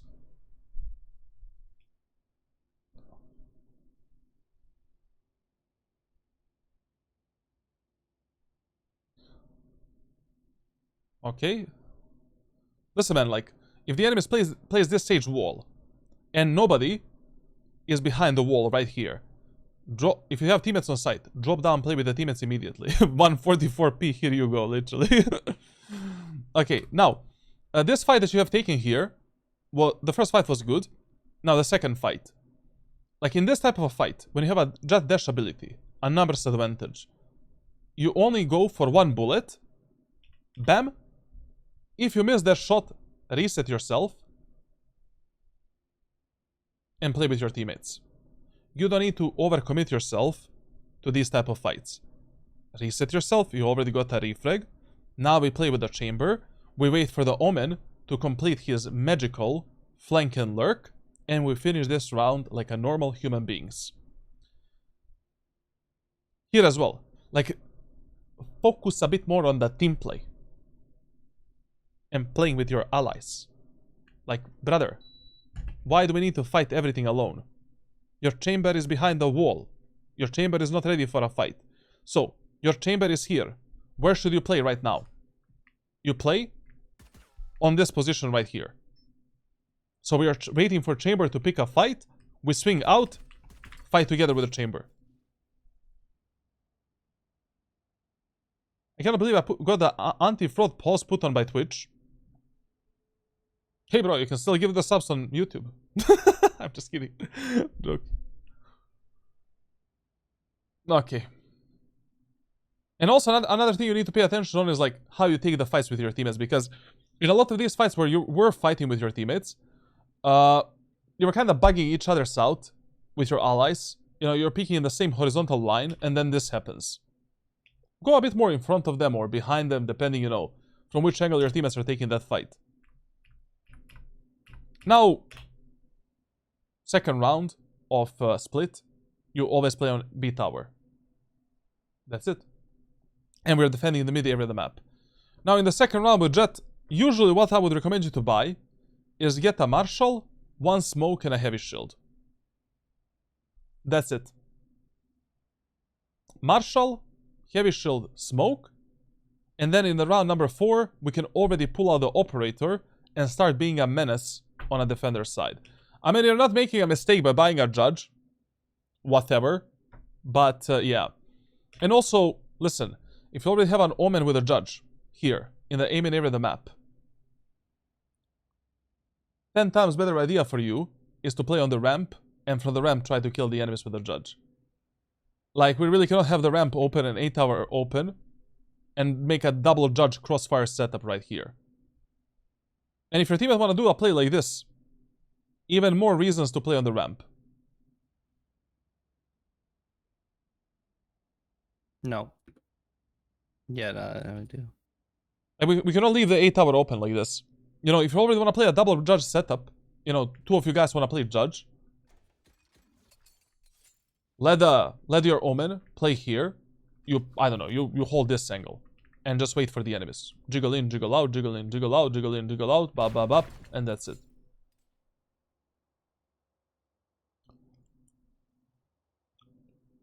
And this is exactly the example that I was talking about at the start of this Defender sub VOD review. So, as soon as you think enemies might be pushing ramp and tower, instantly go ramp and tower, updraft there, go onto the rafters, rotate through the CT. We cannot let the enemies take the tower and ramp. Especially if you stop the... So, put yourself into the enemy's position. You stop the enemies pushing in aim-in. Your Omen just deleted them with a judge. What do you think is going to be the next step for the enemies? But there's instantly going to be at least 1 or 2 enemies peeking the ramp and trying to take the fights up the ramp.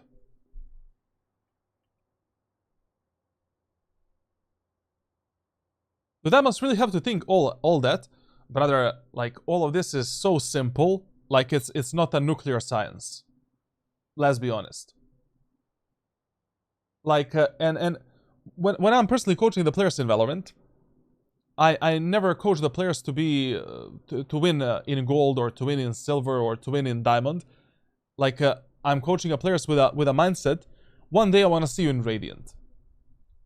So, it's better to have a slower journey, you know, that lasts like a few months, but you're consistently getting better, and you're not being hard stuck for, I don't know, like 1 year or something like that, than to, you know, give a player some shortcuts. He goes from, I don't know, silver to gold or silver to platinum, and then he gets stuck in platinum for the rest of his life.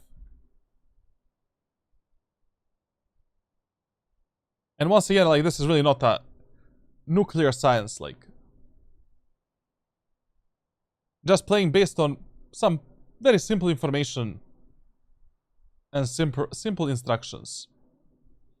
So this whole round here, as soon as the Omen got a judge kill, you should have like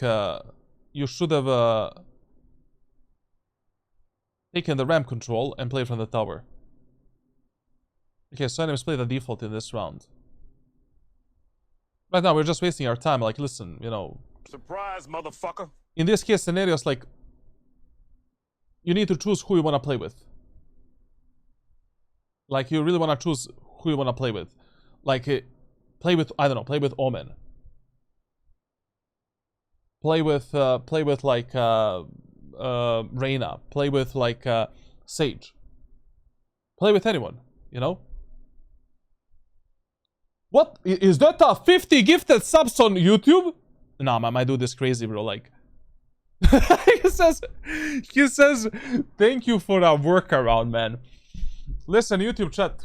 YouTube chat, listen, on YouTube, we somehow always have like 30, 40 viewers, but literally no one is speaking on YouTube. I don't know if my YouTube chat is even working, to be honest.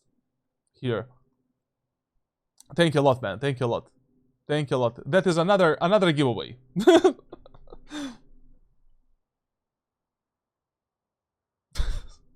Crazy, like. No, the guy is stole someone's credit card and now is like bop. Okay, this is okay. This is fine. Just once again, you don't need to position yourself to take a fight like this. Less ads than on Twitch. No, YouTube is 10 times better than Twitch. Like, every single live stream, every event, I'm watching on YouTube only. Twitch, brother. One ad, second ad, third ad in between the ad, then an ad break for a hydration, ad break for a, I don't know, like, jerking off. There's a high impact moment, another ad. And I swear to God, I turned off everything on my Twitch channel. Like, literally everything that I could have disabled, I set it on off for my streams. And there's still fucking ads. Brother, I have like, on average, 70 players, 80 players watching us, people watching us when we play ranked, like, let alone coaching.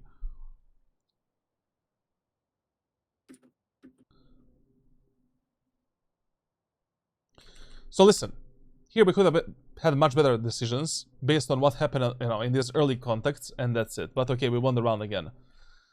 In this round, playing on the A side, good idea, because we just fucked up the enemy's push on B. We fucked up the enemy's default in the mid area of the map. So right now, chances that enemies go A around 60%. What does a gifted sub mean? Like, you get free subscribers, you become a member on YouTube, and then with that membership, you unlock special roles on my Discord server, the ranked playbook, and as the code channel. So just join my Discord server, connect your YouTube account with your Discord account if you're a member, and yeah, you know, you get some perks.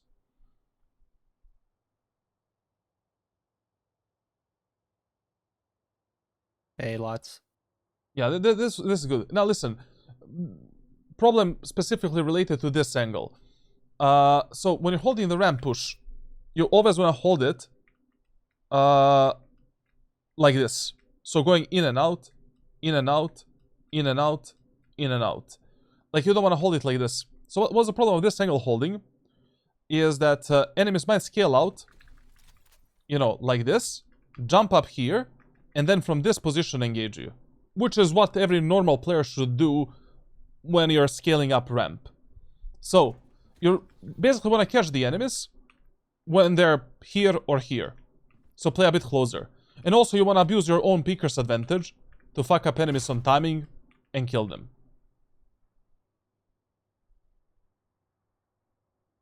You see, like, there, we got a bit, I mean, probably that Reyna is playing with a, I don't know, like, still, it was a risky fight. Like, you cannot be waiting for the enemies to peek you. You need to be the one peeking the enemies and holding the angles by going in and out. Like, there's a very small amount of spots in Valorant which you should be playing tucked in into the angle with a shotgun. Like, for example, if you're playing this spot, yeah, you need to be tucked in and hold it like this. If you're playing, I don't know, I mean, on this map, I really don't know any other positions, but you're playing this spot, for an example. You always play it like this. You always play it like this, for an example. Then, I don't know, like, you want to play this position, in and out. You want to play this position, closer to the wall, in and out. We could have gotten a kill there. Okay, we just fucked up the enemy's push on A site. Basically, what we should be doing right now is playing on the B tower. So why do we play B tower this round? So enemies are following the AB rule of pushing, enemies are following the rule of fear, and also enemies are playing a hull by bonus round, hull by eco round right now. Chances that the first contact and the first pressure from enemies happens on mid is really high. We already have a chamber peeking into the B main. We already have Reyna supporting the chamber, so we really don't need to be on the B set right now. Also, in this round, getting the operator, a bad idea, because like enemies are playing a eco round. They don't have money to buy, you know, good weapons and good shit. We should be saving money and getting an operator later. It's easier for us to win this. Let me see the enemy's economy, actually, like. It's still diamond. Yeah, like, I mean, in this round you can get the outlaw. Get the outlaw with a heavy shield, and then we can get the operator maybe in the round number 5 or 6. After I got immortal, I became stupid and started playing League of Legends. Worst thing I've done ever. So, yeah. Okay. Whenever you're playing the operator with a Jett, get some secondary weapon. So either you get a shorty or a bandit. Ask it from your teammates. So we have something to work with, you know. We can at least dash into the enemy's face and kill them with a shorty, or with a bandit get a few picks. This rotation here, I mean, I guess it was fine. I mean, your Omen was playing very passively. We had a very limited information in the aim and area of the map. So, yeah. It was okay. For a map such as Split. Holy lolly, man. Okay. So, now we're in a 3v3. Very good kill on the enemy Reyna. What do we do now?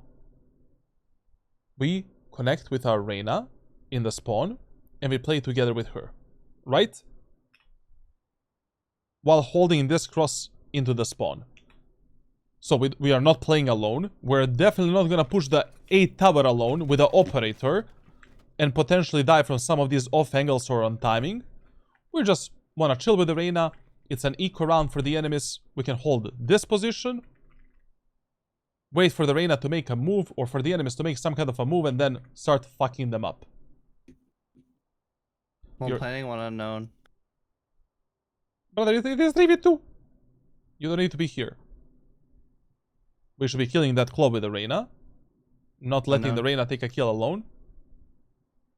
And for these retakes, always switch up, trade your operator for a gun. So even if a retake is 3v1, you see a phantom on the ground, pick up the phantom, and play that 3v1 with the phantom. More bullets, more chances to get a refrag, more chances to hit the enemies. Like, you really don't want to rely on one op shot to win a round like this. We can pick up this operator later when we kill the enemy Sage. What is the rank of this player? Like Diamond 2, 3, Ascendant 1. I don't know exactly what is the lobby like. It can be anything. Anything between Diamond 1 and Ascendant 1. Okay, this is way too passively. Like, this is mega passive positioning here. Like, from all of you guys. Chamber is playing super passively. Reyna is playing super passively. How can we get the most out of this setup? Brother, like, you have the operator. You need to develop a confidence, mechanics, and also the timing to go for this type of a peak. This type of a peak, unless you're playing on 120 ping like me, should give you one free pick 10 out of 10 times. We're just pre-aiming this starting position right here, going for a pre-fire shot. That's it. So, as soon as the barrier drops down, WD, crouch, and you're scoping as this angle is being revealed. Like this. You're going for a shot or a small micro adjustment, if you have a time for that, instantly taking this angle. Another shot. Now I can hold this angle if the enemies don't have a Sage in their team, or I can just reposition at the backside, use the dash ability, and then... That's how your positioning and repositioning should look like, and something that you should be abusing quite a lot.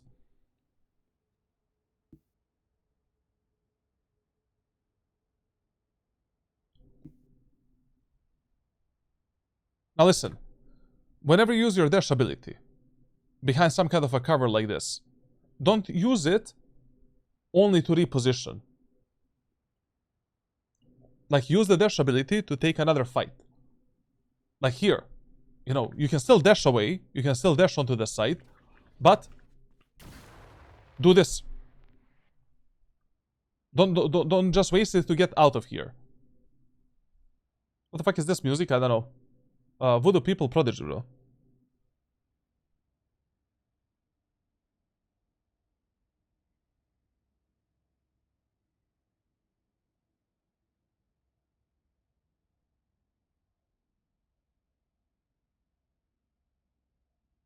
This CP here was also very bad. Like, so, you missed that shot. Once again, you stopped at the wrong moment of time. Like here, like, you know, enemy Sage has a huge angle perception advantage over you. If that Sage is holding this angle right now, she already sees you. Like, one problem that you have when you're peeking the enemies, you always, during the peak, stop at the wrong moment of time to take a shot. And, you know, you're exposed to the enemies before you even take that fight with them. Thanks so much. I will run it down with the op. This is not running it down. No, they said running. This is one of the best plays you can do on defender's side. Careful mid, yeah.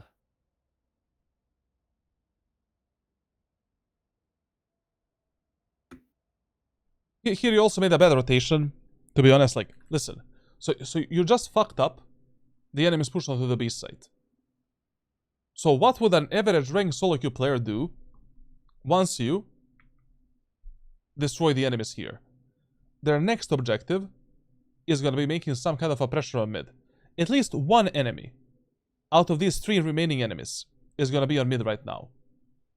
And the highest point of pressure right now is actually mid. So, instead of repositioning towards the A site and gambling that the whole enemy team is going to rotate through spawn and basically like go instantly on A, go onto the mid, play with the Sage, wait for the wall to break, and wait to see what's going to happen. And we need to play this round based on some info. We cannot be pulling out information out of our ass. Careful mid, yeah.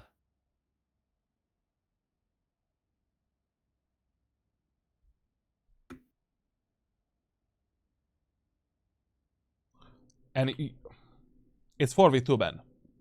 It's okay. We don't need events. We don't need any map control. Like, Reyna locked the B main. Omen locked A main. Sage is locking B tower. Just, you know, hold this angle and relax. Like, just hold this position, hold the ropes, and relax. We really don't need to go down and now get fucked by the enemies with a Phantom Vandal or pistols or whatever the fuck they have right now.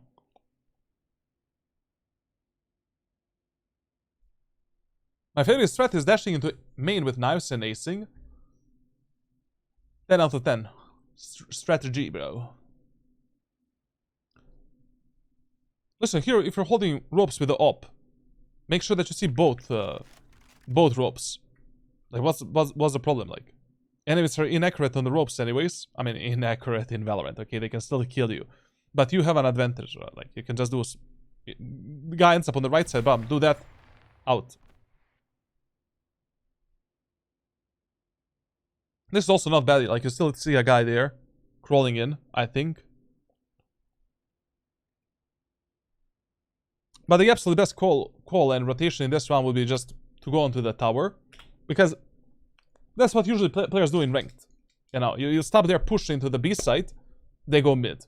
You stop there pushing to the A main area of the map, they go ramp and A tower. They always choose the closest area of the map to make the next pressure point.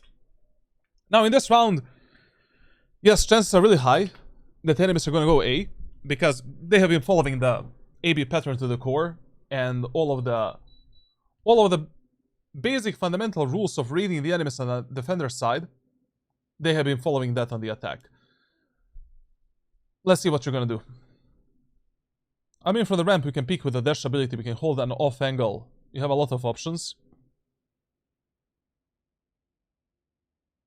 We can do that as well, like, why not? But listen, after this kill, you should just reset yourself. I mean, they still have Arena Flash. They have, like, actually, to be honest, it depends what Chamber is gonna do.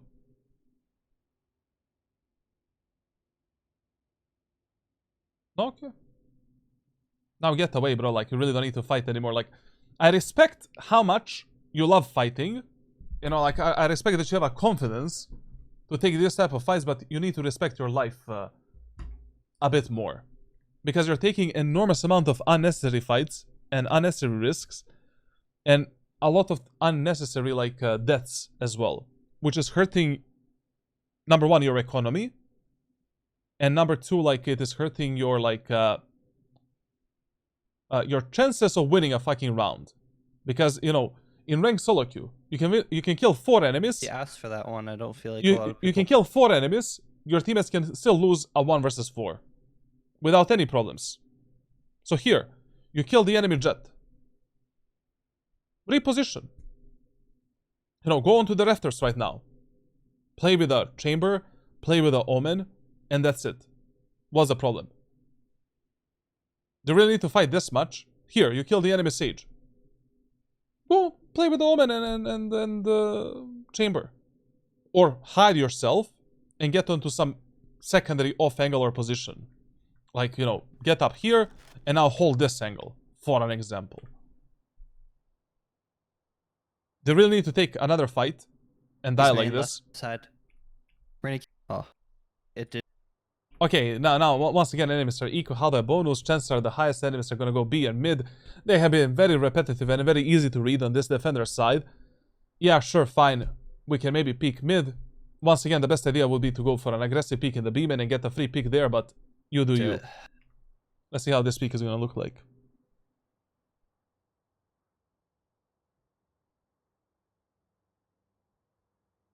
Okay.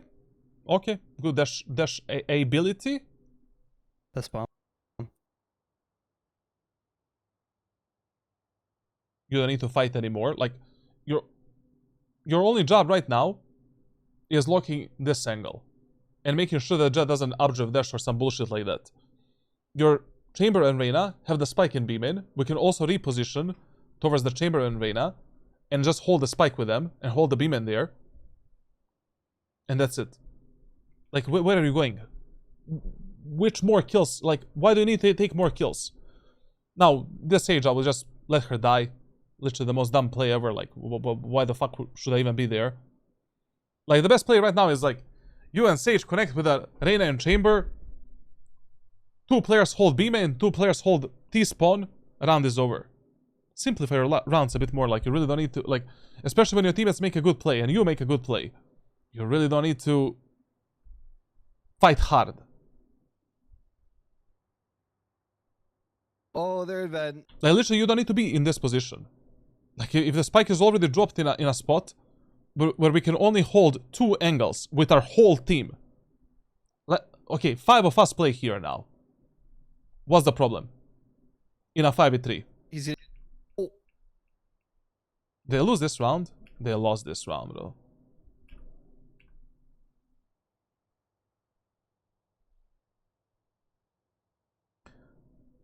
Can someone gift me the better internet connection? And it's probably the World Cup. Actually, they won the round. Thanks God. Like, this match, you got really lucky, bro. Really lucky that... really lucky... Is the World Cup playing right now? World Cup. Uruguay, Capo Verde, bro. Who the fuck is watching that match, bro? Like, at 12 a.m.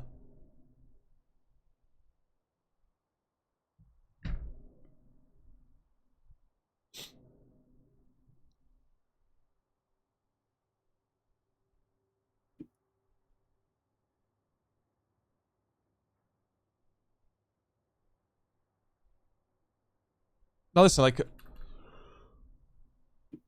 whenever you make some kind of a play with the operator and you heavily punish the enemies with that play, switch it up a bit.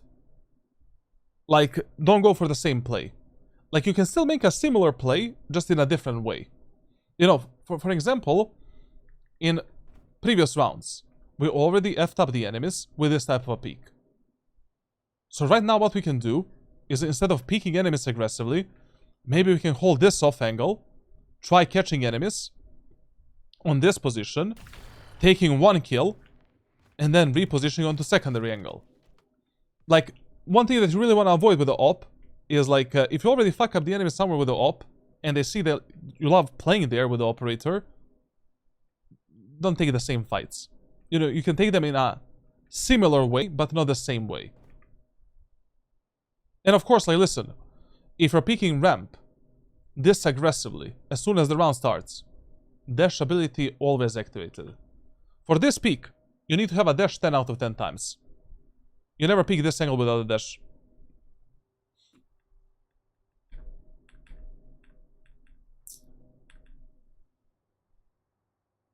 And it was a good idea to play on the A set. Yes, chances for like 99% that enemies are gonna go A in this round.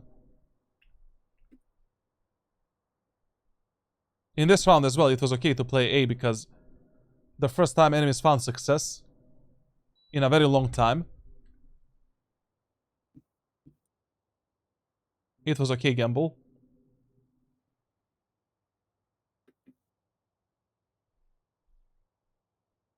You don't watch football? No, I stopped doing that. I stopped doing that cocaine long time ago.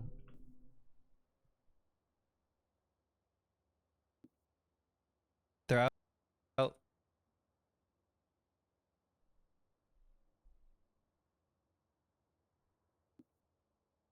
They're out.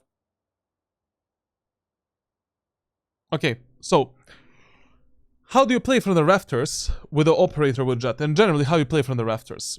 So, if you find yourself on the rafters, holding the enemy's push into the B site, and you end up alone on the site, from the rafters, you only take 1 shot. So, this shot on the KO, for an example. Instantly drop down, activate a dash ability, and take another fight like this, and dash towards the spawn. Like, that is your only safety, and only safe way to get 2 picks without dying like a potato, and without being overexposed from 3 different angles. So, you go for a shot here. Okay, we didn't take that kill, no problem. Drop down. Now focus on the enemy Jett and enemies that are scaling through this position. Peek them. Activate a dash ability. Get 1 kill. Dash away. Play a 5v4 retake. They're out. But staying on this position while the enemies can kill you from the right side and from the left side as well. Sudoku. Absolute Sudoku. I don't know how you stayed alive this long, to be honest. We're not even alive. Well, And you never want to move towards the left side or get stuck in this position right here because of this. kill. You gone?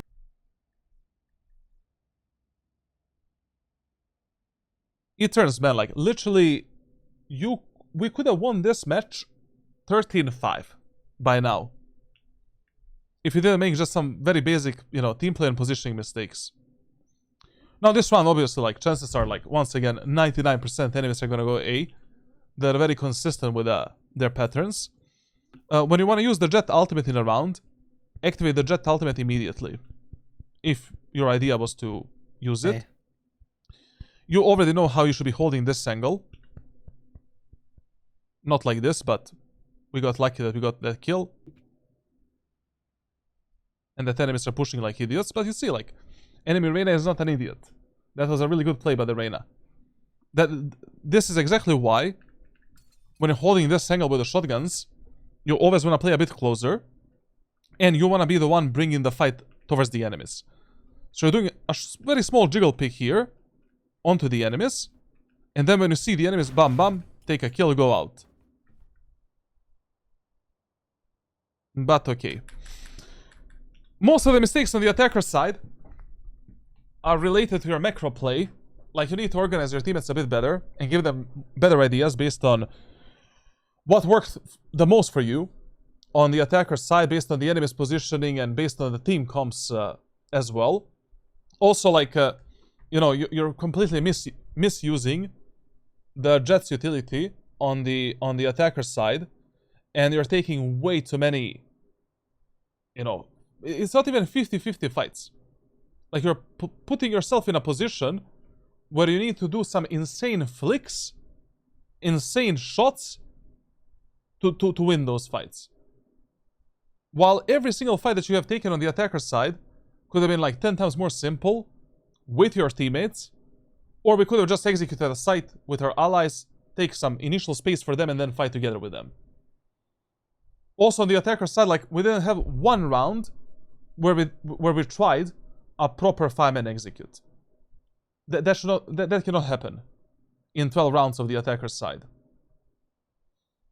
On a defender side, better early positioning, better way of holding the angles, taking the fights with a dash ability once again, and once again a bit better team play in those situational moments, like when you end up 3v3, 3v2, when your teammates have a spike. I don't know why are we in the mid area of the map, for an example.